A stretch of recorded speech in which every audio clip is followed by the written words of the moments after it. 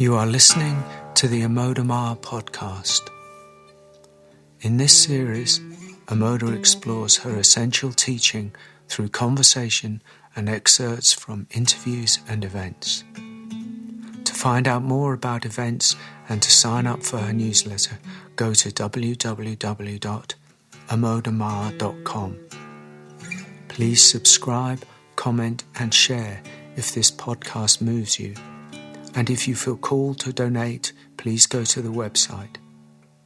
Thanks for listening, and we hope you enjoy.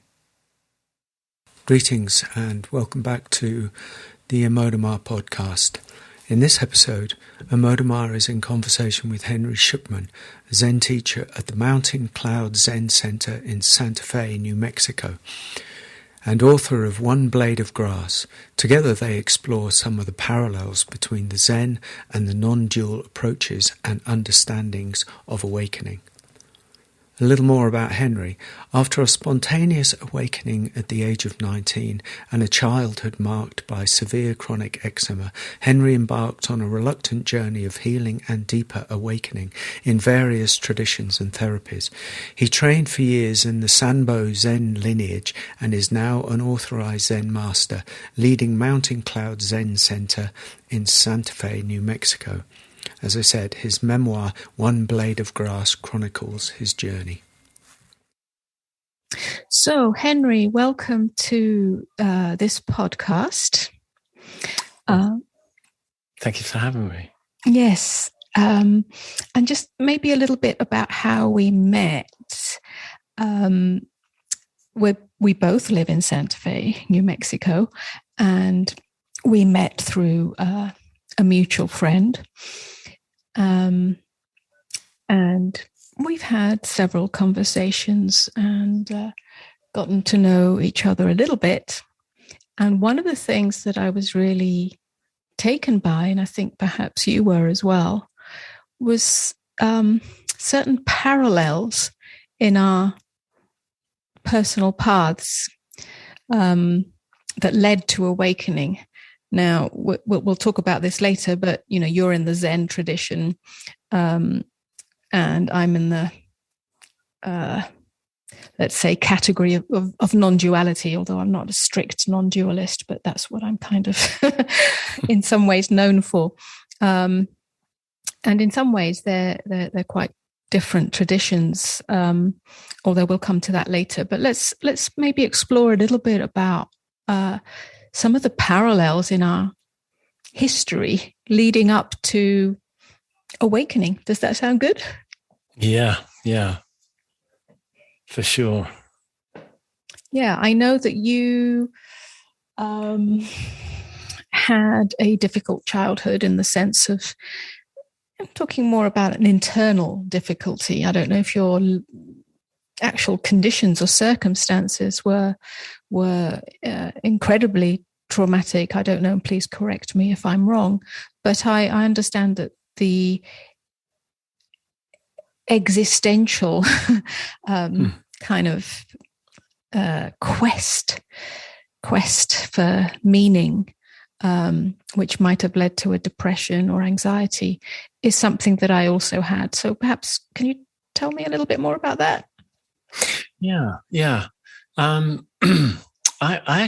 had very severe eczema from the age of 6 months, and which is a skin disorder, and it wasn't just like a rash. You know, it was a really. I was in hospital quite a few times in my infancy and early childhood and mid childhood for it. So it was really quite severe and when I wasn't in hospital, a district nurse used to visit sometimes every day to tend it, you know. So it was a very difficult condition to live with. A lot of itching, of course, and a lot of pain. And my kind of interface with the world, my skin was disordered and raging and broken. And so living with that for the first Well, it's hard to exactly say when, but at least until the age of 18, I had no significant let up from it. in my early adulthood, it started to get better, in slowly and with sort of relapses, and that was very traumatic, very, very traumatic. And I think as an infant, when it came on, it happened in a traumatic way with my mother leaving me for several days when I was 6 months old. And that's when it started up, when she left me in the care of somebody I didn't know, who was giving me formula instead of the breast. And that's when it started. And so, yeah, that was I kind of, some ways I sort of grew up in the fires of hell, and it gradually, as I said, started to get better. And I was kind of finding a way to sort of be hopeful and have a sense of purpose, sort of in the midst of all of that, through poetry, actually. As a young teen and a mid-teens, that was sort of starting up. But yeah, by the time I was 18, 19, I was really already on a kind of nameless quest or search. I'm nameless because I didn't know what I was looking for, but I knew I was being driven by some kind of search. And then when I was 19, I think there's some parallel here too with us. I had a random, quite profound random awakening, came out of nowhere with no interest in awakening. Really, I didn't know what had happened. I just knew that I'd discovered the truth. And that really set my life course. Yes. And so I stand corrected. There was a trauma in your early childhood. And even you just describing that brings to life the parallel between us in that I had a trauma around 6 months as well, where my mother's breast milk stopped. My father essentially left, and she was in a situation and culture, not English, that where that was extremely shameful, and there was no. It sort of had to be. It became a secret. And so I think what I'm hearing in that is like you carried a lot of shame. The shame was expressed through the skin. So that's your interface with the world. Like you said, it's like being in the fire. Yeah, there's a brokenness at that boundary between you and the world. And I experienced that shame. A kind of broken boundary between me and the world, because it was shrouded in secrecy. So I carried that. So there's the first parallel, and thank you for sharing that, and also that initial opening or awakening. Mine happened later in life. Actually not that much later, in my 20s. Mine was catalyzed by a combination of things. The catalyst was in the midst of deep, chronic existential depression, a combination of meditation. I started off with TM, although I didn't do very well at that and didn't continue, but it was the beginning. And a combination of that, all in the space of a few months. Long distance running, which I'd never done before, but somehow fell into, I won't go into the backstory, but that took me into a transcendental realm, much like the TM, an experience of no self, and some introduction to and partaking of psychedelic substances, which completely opened me up. So, yeah, that was very sudden and unexpected. It kick-started something. I wouldn't say that was the awakening by any means, but it certainly opened a doorway to something and seeing a whole new reality. But it was many years later for you and for me, I think, that true awakening, if we can call it that, sort of revealed itself. Is that right? Not quite. I'd say that the experience that I had at 19 was a real awakening. I just disappeared and became the whole universe, and found that's what I'd been always. And also that it was essentially made of nothing, and everything was immediately present, and everything was answered. And I mean, it was an initial awakening in the sense that, having discovered that, and living in a state of sort of transparency, wide open transparency for a few weeks. Actually, I was away from home at the time, and I came home and basically had a breakdown when I came home. And became, that's when I became really depressed. Right. And so, but it was, but I knew that, I had discovered reality. I had discovered the one thing that was real, the truth. And so that launched a sort of, initially just a lot of frustration. Like, how do I find that again? And then I was in this sort of, this very difficult. My eczema actually had cleared up around that time, and it came back again. And I was, I really went into a sort of psychic doldrum, a really difficult state. And what started to get me out of it actually was in my early 20s. I started doing TM. And actually, for me, it really helped. It just helped me begin a process of healing, and because I'd been I was for several years, 4 or 5 years after the awakening experience, and then the subsequent collapse, I was in such a ragged state, and that just doing sort of frantic, ragged state, and just being forced to do 20 minutes of stillness twice a day with this very healing mantra, it really had a helpful effect on me. Yes. And I did it for several years, but and then I, in a way, it was sort of preparing me, I think, to reapproach what the awakening had been.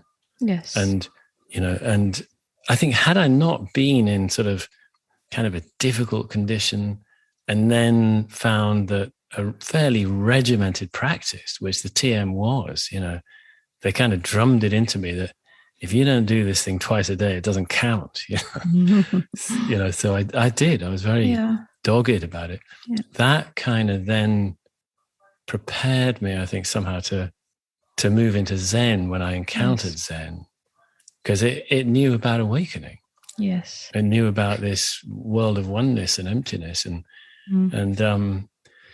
So let's talk a little bit more about Zen, because I'm, personally very interested in that. And I'll just say, if I read your book, One Blade of Grass, which is your memoir, and that's your journey that we're kind of skipping through right now. And I just want to put that out, that if anyone wants to know more about your journey, which was very rich, I really enjoyed reading it. Your whole journey through your childhood and the eczema and all the awakenings and searchings, and your immersion into Zen and where you are now as a Zen teacher, your role. So there's that book. But I kind of want to talk about Zen itself, if we may. And sure. Maybe it's relationship to, or to non-duality. Are we talking about the same thing? Are they just different? Are we using different terminologies pointing to the same place? Are there differences? Because you woke up through your final awakening, if there is such a thing, or your abiding awakening, was through your path through Zen and the practices, and I've read about those, and some of that is quite rigorous, and some of that is, there's definitely a commitment there and a path, even though it's a kind of pathless path. my path is a little different. I mean, I've also experienced or practiced many forms of meditation, Buddhist meditation, Zen meditation, but I haven't followed one specific path. If anything, my path was the path of surrender. With meditation, without meditation, it didn't matter. It was supported by meditation throughout my years of spiritual seeking. But really, it was the path of surrender that was opened up. The doorway to that was opened through my experience in India at Osho's ashram, even though Osho wasn't in his body. And I've spoken about this, so people that are listening to this probably know my story, so I'm not going to go into that. But I'm really saying that the awakening, my awakening that took place in 2002, really happened very unexpectedly, without a teacher, without being immersed in a tradition. In fact, by that time, I'd sort of given up, if that's the word, or let go of any specific method or technique. It really was the surrender in every moment, every day, just noticing how I was resisting or simply relaxing into what is. But I have a sense, although I can't be absolutely sure, that we've sort of ended up in the same knowing. Yeah. Yeah, I've got to say, yeah, I've been loving your book, Falling Open in a World Falling Apart. And you describe there's all kinds of parallels that I see in what you're teaching with what I teach, and if what I'm teaching is Zen, it's awfully similar, and down to the word surrender. I mean, it's Zen, I think Zen is just all it is it's a portal, it's a path, it's a method. It's not the thing. It's really, in a sense, unimportant. It's just a way of surrendering and letting go and releasing and letting everything in. And it's just a way of doing that. So it's not that important. It's not like it's, I don't know, it's like a tool. It's like if you want to build a piece of furniture, you have your saws and your files and planes and, but it's the furniture that matters. I mean, Zen's just a method. So it provides I sometimes think it really just provides a context. That's all, where for many of us, it's easier to let go and surrender. But it's still the same thing. We have to let go and surrender. Just so happens we're doing it within that context. For me, I mean, I wouldn't have. It was all relational. That it was purely like meeting a certain friend when I was a young man who was really into Zen. She's Natalie Goldberg. Some of your listeners might know her work. She's a great writer on Zen and on the Zen of writing. She became a close friend, and there was something in her that I knew came from her Zen. I thought, what is that? That's something really nice. That's something really true. And as I started to sort of explore a little bit what this Zen thing was through her, I quickly realized that Zen knew about the awakening experience I'd had back when I was 19.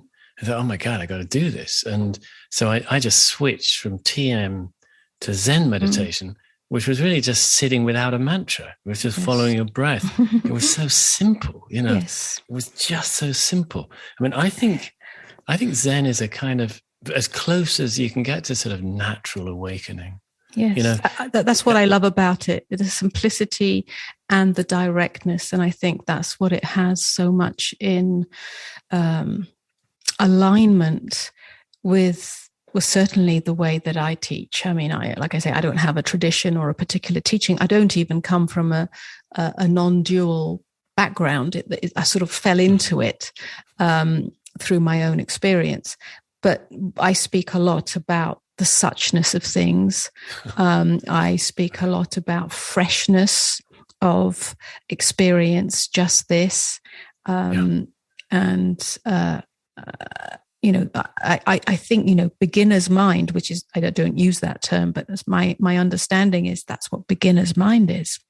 Yes. Meeting reality as it is, without an overlay, without the overlay of our narrative, or without the overlay of our interpretation, or without the attempt to interfere with reality. That's the simplicity of it.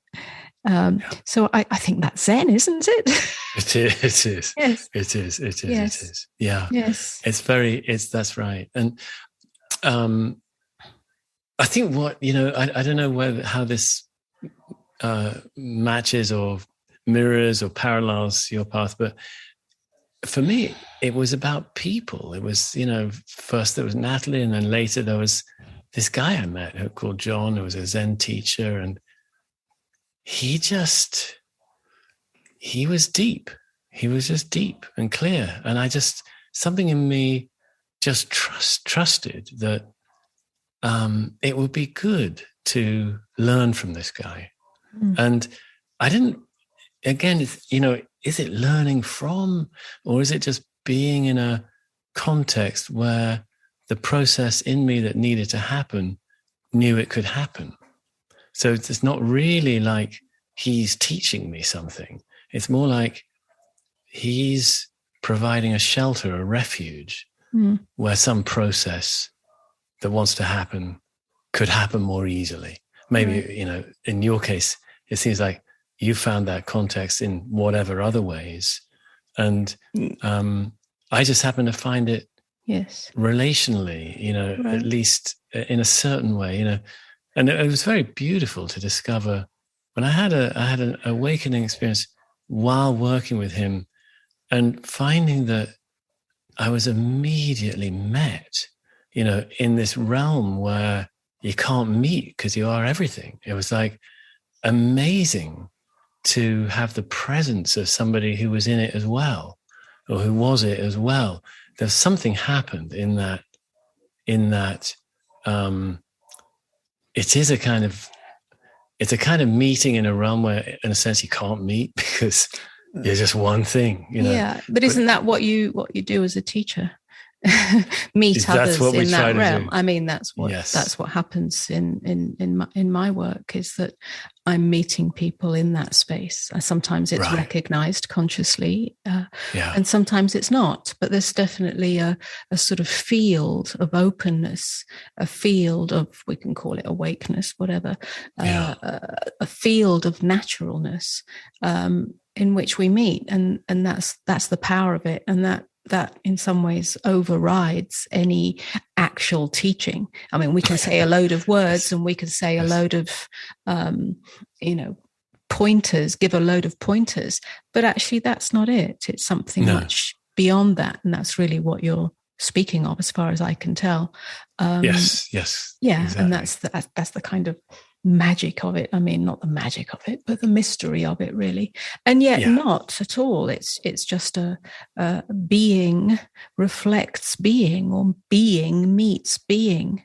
And that's something both very ordinary, that's natural, and yet quite extraordinary, or not ordinary, because it's not the normal, conventional matrix that most people relate within. That's right. So Our habit and conditioning. You mentioned a while back that there was something in my book that was aligned to a concept or phrase or pointer that you use in your teaching, which is about original love.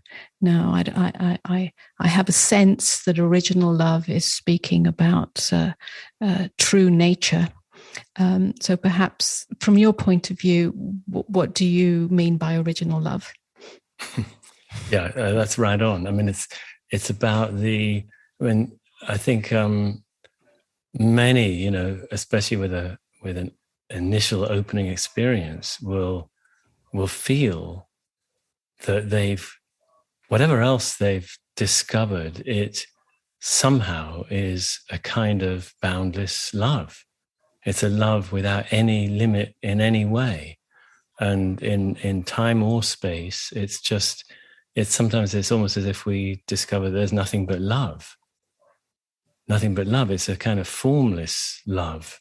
I don't know whether this relates to your experience, but I sort of sensed it did while reading your book. And I mean, this is the heart of, I think it's the heart of Zen, really. That's beautiful, because that's, I definitely speak about that. And it's both my personal experience, that awakening is an opening to love. And I do speak about that a lot myself. And it's the one area that very often is confused for people.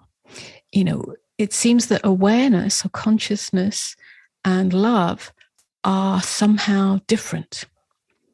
And for me, they're the same. Yeah. Yeah. It's a boundless, yeah. And for you too, yeah. Boundless awareness and boundless love are one and the same. They're like two sides of the same coin. Exactly. And it's like in a way, they can't be two things really, because they're just different aspects of one thing. But it's not really a thing, but it's sort of the truth. That's right. It's the only, in the end, it's the only thing that's true. Yes, absolutely. And it's because love has become contaminated. It's contaminated by the idea that we love something or we love someone. So there's this subject-object relationship. But the love that you're talking about, the original love, and the love that I speak of, which is, I call it infinite love, or love as open awareness, it is not dependent on subject and object. It's that which reveals itself when you wake up out of the dream, the dream of self. Yeah, when you know original nature, then you know original love. Exactly. In fact, the dream of subject and object is what obscures it. Yes. And it's the very thing that hides it. So any love that is about subject and object, I mean, it may be, I sometimes think that, you know, different kinds of love that people might know and be familiar with, in some way, they're probably all inklings of the ultimate love. But they'll get kind of, I don't know, not distorted, but kind of a little bit derailed from the real ultimate love, because we see it through the filter of me and you, or me and it as separate. Or me and God. Or it could, indeed, because I guess there's a place for devotion, and that's beautiful, but even the devotion itself is part of the great love. You know, so it's part of God. The devotionality itself is part of God. You could say, I think that original love, or the discovery of original love, the revelation of original love, the same as the revelation of original nature, that is surrender. It's where surrender stops being about me surrendering to anything. Again, the kind of subject-object kind of collapses. Exactly. I'd say it's what opens up when we surrender. Yes. That's what we surrender to. We surrender ourselves, and here it is. Boundless. Yes, that's right. Boundless, yeah. Boundlessness. Yes. You could say it's the end of self. Exactly. It begins when self ends. Actually, it's always here, and it's always been self anyway. It's been everything, but but until we see it, we don't see it. Absolutely. I just want to something that I picked up earlier in the day that really spoke to me. Again, one of the things that is really it's not even a parallel, because a parallel implies there's two paths going side by side. I'd say it's one and the same. I picked up a book by Suzuki, Zen Mind, Beginner's Mind, that happens to be on my shelf. I've got lots of books on my bookshelf that I've completely forgotten about, read in my 20s and can't remember a thing. But somehow I just picked that up because I knew we were going to have this conversation. I opened a page and it says this: if you continue this simple practice every day, you will obtain some wonderful power. That's not the part I'm interested in, but there it is. This is the part I'm interested in. Before you attain it, it is something wonderful. But after you attain it, it is nothing special. Yeah, right? Everything changes and nothing changes. Yeah. It's ordinary. Yeah. I feel it, this is something I think I picked up in your book as well, that this emphasis that nothing must be excluded. Nothing is excluded. It's like the opening to the opening up of ourself as the self releases, and boundlessness is what there is. Then that's really what everything is. So nothing is excluded. Everything is included by original love. Yes. And that's the living of it. That's the embodiment of it. That's the ordinariness of it. Because Zen talks about embodiment. It talks about ordinary mind, ordinary everything, every day. Yeah. Because I find that's another term. I mean, non-duality talks about embodiment sometimes, not always. But I know I do. My first book was called Embodied Enlightenment. But that's another term that gets misunderstood. I think very often it's taken to mean something to do with the body, something to do with the senses, the expansion of the senses, the enjoyment of the senses, and so on and so on. But really, I use the term embodiment to mean the ordinary living of it in everyday life. Yeah, that's the Zen. They talk about at the end of all the ox herding pictures, which are a kind of map of awakening, you wind up forgetting about the ox, actually, and back in the marketplace. That's it. Back in the marketplace with gift-bestowing hands. That's the way they put it. So that's ordinary life. They kind of, I don't know how this, I imagine this would match quite well with what you're teaching, that, they say really when the further we go, the more we forget about awakening and really just become ordinary. They talk about having a deep enough awakening that it washes away awakening. Beautiful. I love that. Yeah. Absolutely. I mean, I have no, how shall I call it? I don't hold on to it. There's nothing. There's just this. If somebody asks, if somebody asks, oh, tell me about your awakening, I have to kind of dig into some memory bank and pull out some facsimile of awakening to describe something. But here now, there isn't anything. It simply is this. I mean, it can be described as awake because awake doesn't put a filter on what it experiences. It doesn't have a defendedness. It doesn't have a strategy. It doesn't have, an interpretation. It doesn't have an interference. It just is as it is. And that's awake. Yeah. It's not caught up in the matrix of perception and conditioning and belief system and defense strategy that builds up the ego self. It simply is this open awareness. But that's so ordinary. There's no such thing in this as a high awakened state. It's not supernatural. It's natural. No, exactly. It's like, It's really like just in the midst of things as they are. Mm. Mm. Mm. Nothing special. There's one Zen master in the lineage that I'm in, and he wrote this beautiful poem about his deep, deep awakening, which kind of winds up saying, he says, and what is it after all?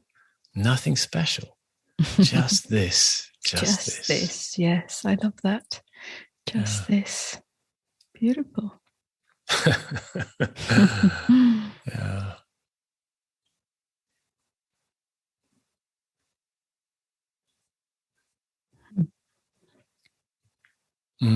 So what do we think? I mean, if non-duality, I mean, I would have to say that Zen kind of is a form of non-duality, is a training in non-duality. Yes. I couldn't really see it any other way. No, I can't see it any other way. It is, to me, it's the same. Yeah. It's the same. I mean, of course, there's beautiful tradition of Zen, the koans and so on and so on. And that's something that, that is very unique to Zen. But, awakening is awakening is awakening. Exactly, by whichever method, by whichever path, with a teacher, without a teacher. I mean, the beauty of a teacher or a tradition, I think you touched on this earlier, is that it's a kind of shelter or crucible. Mm-hmm. To me, that's really helpful or valuable for the what we're calling the embodiment of it, the journey of it after awakening. Certainly from my experience, awakening can happen without that, although it doesn't just fall from the sky as some kind of surprise or blessing. There is usually a kind of fertilizing of the inner ground that perhaps leads to awakening or makes it more possible for awake consciousness to reveal itself. So it's not really just out of the blue, although it seems to be out of the blue at times. Right. But I mean, I think there are cases where it happens without somebody having done any conscious preparation whatsoever. So, there would have been some unconscious preparation of some kind. But I mean, I think in my own case, when I was 19, I'd never even really thought about the word awakening. I'd heard the word enlightenment. I wasn't interested in it. And it just was completely outside my world. I really was uninterested.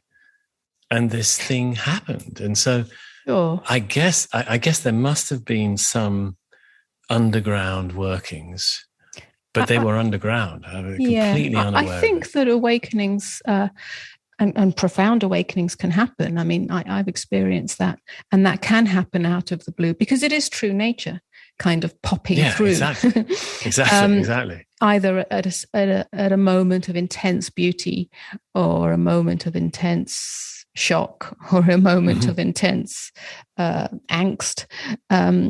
So right. I do think that can happen, but I think as in your case, it took many years of doing the work, if you like, the inner work on many different levels that eventually led you to Zen, that allowed that original awakening, if you like, to really become what I call a true awakening, which is an abiding state where it's lived, it's known, it's recognized, it's breathed, it's natural, and it's not an experience that comes and goes. Yeah. And it's that awakening that I'm speaking about. the one that stays, the one that remains, the one that reveals true nature, and that's it. That's who you are. It. Nothing can ever obscure it again. So yes, of course we can have awakenings, whether they're, like I say, there is a catalyst of some sort, but we do need to do some work either prior or after in order to fully embody that awakening. Yes, I agree. I mean, I wonder, maybe, that's what Zen was mostly for me, was the ongoing training that allowed that to happen. And, but I do know that, people can get there without any formal training. It's just like a process that naturally they let happen. Some people, and maybe you're in that category, that you found your way to let it happen, with hints from teachers here and there and contexts that you put yourself in, but kind of really just through allowing. Would that be fair to say? Yes. I mean, I wasn't looking for enlightenment. I wasn't looking for awakening. In fact, I'd never even heard of the word awakening. It wasn't around in my day. Certainly not in, I wasn't in any tradition, so it just wasn't part of my language. I was looking for happiness. I was looking for peace.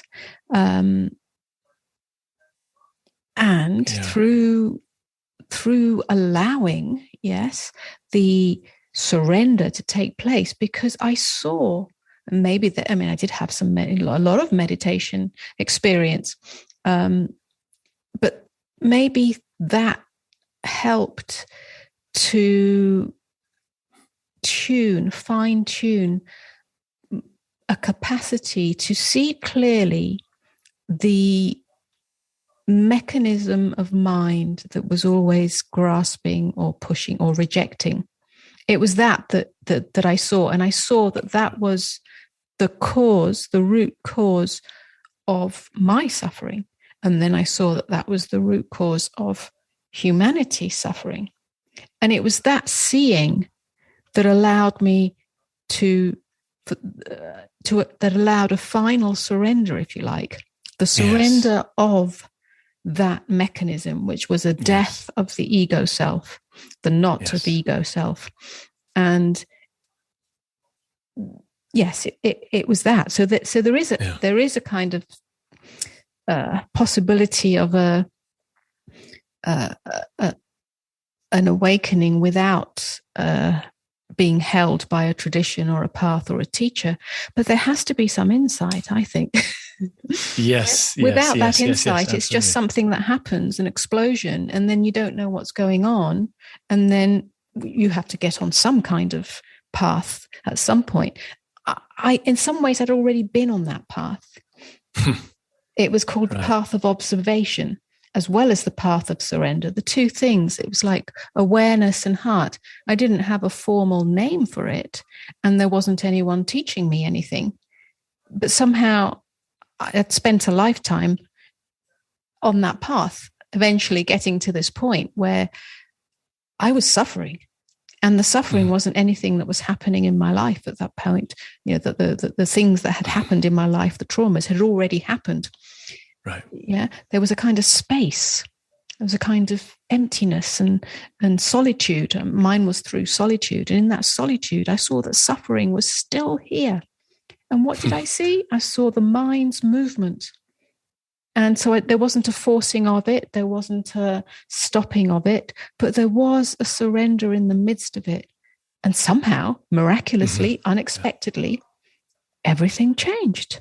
It's like the self, the core kind of scaffolding of self completely collapsed. And I think you described it in that way. I think I heard on a video that I watched of yours that it's a death and it's a rebirth. Yes, it totally is. Yeah. And you put it very well, that it's so critical seeing the process clearly. It's like the moment of really seeing, this is what's been going on all these years. This little driving nugget core of pushing away, of actually Buddhism calls it craving, which doesn't only mean trying to get stuff, it means just trying to make things different, this constant little engine. That's it. When we see that, it's amazing how, I don't know if this is always true, but when you were talking about it, it really resonated that sometimes just seeing it is what ends it. That's it. Yes. To really see it ends it. Buddha said somewhere in it, said, house builder, I've seen you. You won't build a house again. I like that. Yes, absolutely. I think that's it. I think we've kind of, in some ways, hit the nail on the head, if you can say that. And I think that's what meditation supports. Right. Is the seeing. Yeah. Yes. Not always, of course not. It may not. It may become just something that you do, or some kind of state that comes and goes, but it can support that seeing. Yes. That's right. That's right. And I guess maybe we could say, like, well, if it's somehow become like just such a routine thing, the way we meditate, maybe it's time for a little shake up in how we meditate. You know what I mean? It's easy to get cozy. Absolutely. Yes. It becomes a technique. It becomes a method, and it becomes something that you do for the amount of time that it's being done. And then the rest of the time, there's no seeing. Exactly. So that the meditation needs to flow into life. And that's the capacity to see. It's open awareness. And if there's a glimpse of that in meditation, then that needs to, sort of flow into life. And that's a personal, individual willingness for that. Nobody can teach you that, and nobody can give you that. It's like it's an internal willingness to meet life in that open awareness. Well, it flows up by itself after the house has fallen down. It doesn't even really need to flow then. It's just, here it is. And I'd say, that's when, in Zen, they talk about the Zen death. And, often it's taken to mean death of egoic self. But it also does actually mean, I think, the death of Zen, in the sense that that's when, you have to see through Zen. You have to see through the method. And at that point, what meditation had been, it becomes kind of superfluous. Mm-hmm. I certainly found that. It just fell away quite naturally. And there was this discovery that silence is always here. Silence is what I am. Oh, yeah. Well, that's what happens in Zen. That's what we come to, is just silence. Just silence. They call it just sitting, meaning there's nobody sitting. There's just silence. And that's what long-term Zen is, hopefully sort of get to. And then, so really the sitting is, the kind of people will still do it. I still do it, but it's just a part of the fabric. It's not a sort of separate thing. Oh, I've got to do my sit. It's not like that. Beautiful. Beautiful. Yeah. Yeah. Lovely. Nice. Well, thank you, Henry. I've really enjoyed our meanderings. I thought it was great. Thanks for listening. If you want to subscribe to AMODA'S podcast, go to iTunes, Spotify, Libsyn, Amazon. To find out more about AMODA'S events, go to AMODA'S.com/events. We look forward to seeing you again on a future podcast. Thanks to Henry, thanks to AMODA, and thank you to you. Goodbye.